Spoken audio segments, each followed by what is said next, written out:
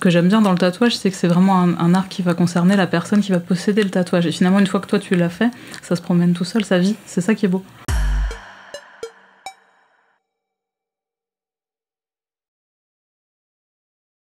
Moi, c'est Gwen. Je travaille donc chez l'Encre de Cthulhu dans le 12e, donc juste à côté du GOP pour ceux qui connaissent. Et donc je travaille depuis bientôt 10 ans et j'ai un style très marqué sur l'aquarelle, l'illustration avec des thématiques en général d'art ésotérique et un petit peu pop culture aussi. Zépline ? Du coup, je m'appelle Zépline, comme tu viens de le dire. J'ai 22 ans et du coup, moi, je fais du tatouage tout seul, dans mon coin, tranquille, dans un petit salon privé. Et du coup, je m'amuse à être dans un style plutôt ignorant. Tout ça, c'est un peu plus ma cam. Et j'aime bien les dessins d'enfants et choses comme ça. Et aussi, je m'inspire beaucoup de tout ce qui est architecture de Paris, française de manière générale. Et j'aime bien remasteriser un peu toutes les symboliques un peu pas dans mon style, on va dire, pour le rendre un peu plus queer et les rendre un peu plus accessibles à tout le monde. Comment vous êtes dirigé vers le tatouage ? Est-ce qu'avant, vous pratiquiez un autre art ? Comment ça s'est passé ? Mais j'ai toujours voulu être tatoueuse. Dès 13-14 ans, je traînais devant les salons, je me disais, waouh, mais un jour... Sauf qu'à l'époque, c'était très, très, très fermé. C'était vraiment inenvisageable, en fait, de rentrer dans un salon et de dire bonjour, je voudrais apprendre. C'était pas du tout comme ça il y a encore 10 ans. Ça a beaucoup changé. En fait, ça a vraiment fait un tour complet en 10 ans. Et donc, du coup, je me suis dirigée vers des études d'art. J'ai une licence d'art. Et je travaillais dans le graphisme, la communication, l'illustration pendant quelques années. Et en fait, à ce moment-là, il y avait un peu cette ouverture qui se présentait. Donc, ça s'est fait très naturellement, le passage de l'illustration au tatouage. Du coup, qu'est-ce que le corps a de particulier comme support artistique ? Ce qui est intéressant avec le tatouage, c'est que c'est vraiment, au-delà d'être alternatif, c'est vrai que c'est vraiment de la pop culture, puisque c'est de l'art et de l'artisanat qui concerne directement le commanditaire. Le tatouage, tu le fais sur quelqu'un, pour quelqu'un, et c'est cette personne-là, en fait, qui va faire évoluer cette œuvre, si on peut appeler ça une œuvre. C'est elle qui va le porter, c'est elle qui va la vivre. Donc, en fait...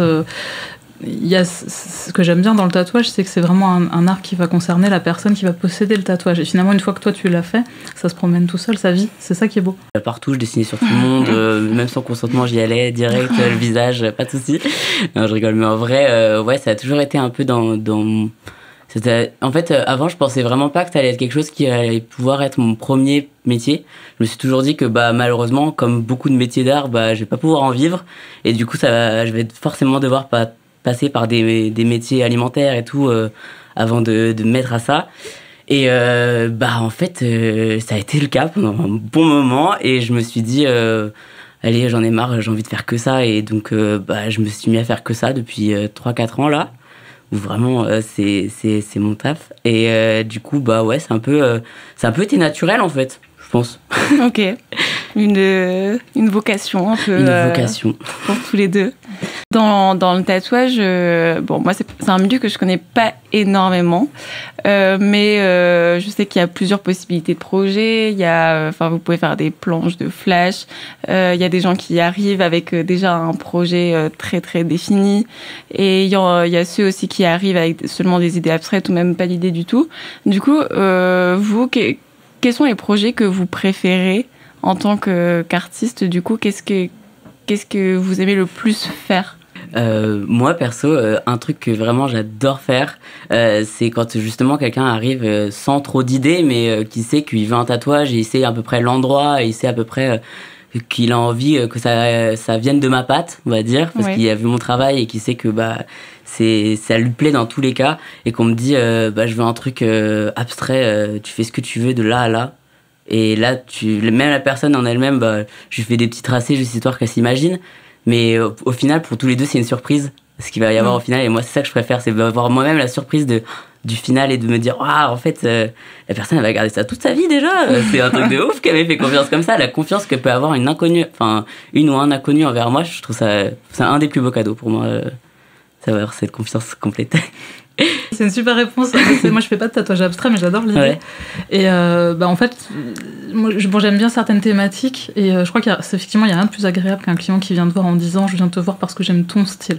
Je pense qu'aujourd'hui, heureusement d'ailleurs, parce que le tatouage, c'est quand même définitif, je pense que de nos jours, les clients, ils font cette recherche. Quand j'ai commencé, il y avait encore beaucoup de gens qui cherchaient déjà au prix ou à la localité, ou ils cherchaient un peu un tatoueur un peu photocopieuse. J'ai trouvé ça sur Internet, je trouve ça joli, je veux le même, tu changes pas un trait, je veux exactement ça.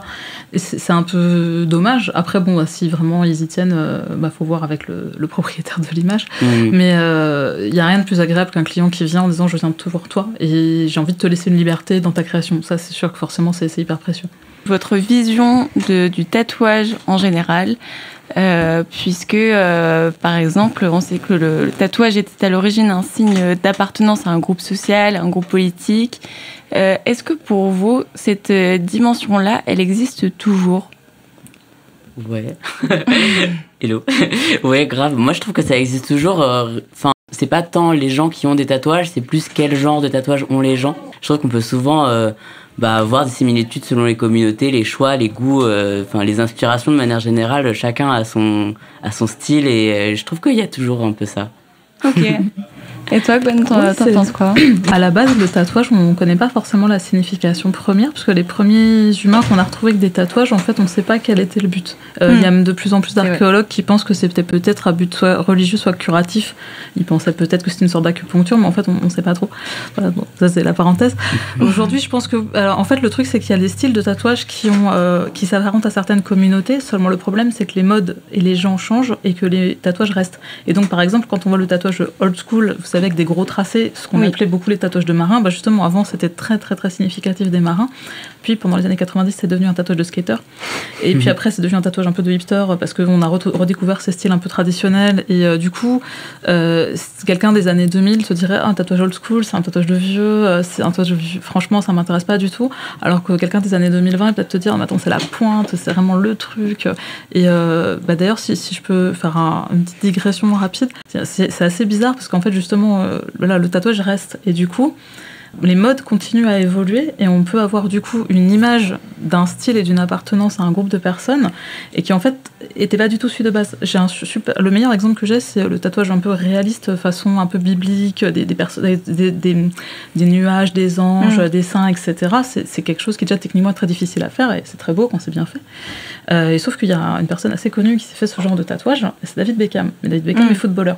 Et du coup, il y a plein de fans en fait de David Beckham qui ont commencé à porter le même genre de tatouage, puis c'est un petit peu dérivé avec tout ce qui est très pop. Et du coup, maintenant, moi, ça m'est arrivé d'entendre des gens dire « Ah non, mais attends, les tatouages de ce genre-là, non, mais au secours, le vieux tatouage de beauf, de télé-réalité. » Et toi, t'es derrière, tu fais « Non, mais c'est magnifique, c'est bien fait, c'est une performance technique extraordinaire. » Et en fait, là, d'un seul coup, alors que c'est des grands tatouages qui demandent beaucoup d'argent, qui demandent beaucoup de temps, de travail et du tatouage, et puis une dédication de la part du client, t'as un bras entier tatoué, et il y a des gens, il y a 10 ans, c'était waouh, quoi, performance, et maintenant, ça va être, ah, mais au secours, le tatouage des ch'tis à Mykonos, quoi.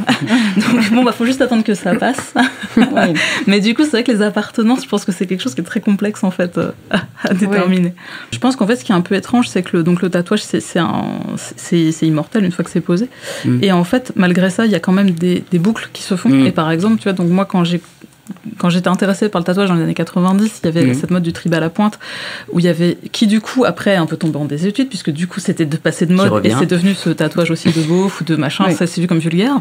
Et en fait, aujourd'hui, pareil, il y a une nouvelle génération de tatoueurs qui se réapproprie le tribal, qui va faire du tribal peut-être un petit peu plus fin, c'est un peu différent, mais on retrouve les mêmes codes, voire il y a des gens qui reviennent à ce tribal à pointe, qui est donc du tribal fantasy, en fait, qui appartient à aucune tribu, c'est brodé. Et du coup, ça va peut-être être le prochain tatouage finalement qui va représenter une nouvelle jeunesse et donc et peut-être ça tous les 20 ans, on ne sait pas. Un petit peu comme le pantalon à pattes def ou que le c'est les modes, quoi. Malgré tout, quelque part, ça finit par se rejoindre un peu. Le tatouage, ça s'est quand même largement démocratisé. Enfin, on part de loin, d'énormément de préjugés, mais c'est toujours il est toujours assez difficilement accepté dans certains milieux. Par exemple, dans le milieu de la mode, les mannequins n'ont pas le droit d'avoir des gros tatouages, ou alors elles vont avoir du fond de teint dessus pour les cacher. Dans la politique aussi, dès que les paparazzi remarquent un tatouage d'un homme ou d'une femme politique, c'est directement une polémique, etc. Qu'est-ce que vous en pensez, vous ? Quelle évolution vous avez pu percevoir déjà dans le métier et comment vous voyez le futur de la vision de la société sur le tatouage? On va vite dire que les mœurs évoluent et tout ça, mais il y a toujours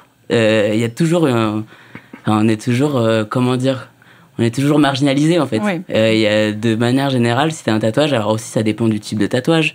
Si t'as des tatouages sur le visage qui sont pas faits avec une patte de réalisme où tu vois qu'il y a le talent derrière, si les gens ils comprennent pas ce que t'as comme tatouage, ils vont directement juger ça comme quelque chose de négatif ou mal fait ou une erreur de jeunesse, alors que ça peut être les plus beaux souvenirs de ta vie. Mais voilà.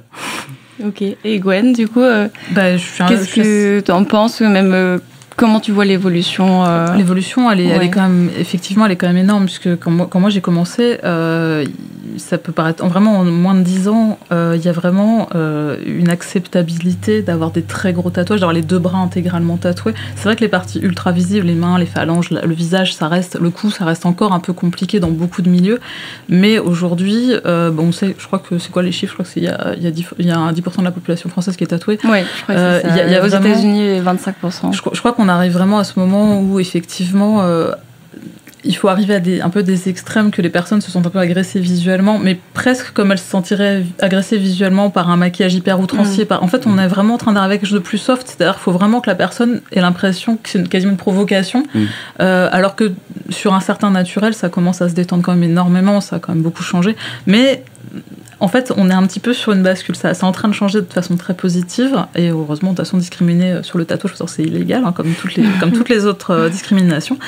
Mais malgré ça, ça reste encore... Enfin, moi, je reçois des réflexions de temps en temps, que ce soit à l'école de ma fille, que ce soit un peu partout. En fait, je vois les regards, je vois ça m'est déjà arrivé qu'on me dise, mais ça, c'est bizarre, votre fille, elle est polie. Bah oui, en fait, je vois pas je crois que le truc le plus étrange qu'on m'a dit, c'est quand elle était tout bébé, que je la portais. En fait, j'ai rencontré, on a vu des amis d'amis, et il y a une des filles qui me fait, mais c'est le tien, le bébé? Je dis, bah oui. Elle me fait, mais t'as pas le look pour être mère. C'est bizarre, elle a pas de tatouage quand elle est née. En fait, j'ai pas eu le mémo, je sais pas, personne m'a prévenu en fait que j'avais pas le droit, je suis désolée. Voilà, donc bon, c'est vrai qu'il reste encore pas mal de petits trucs à changer, je pense.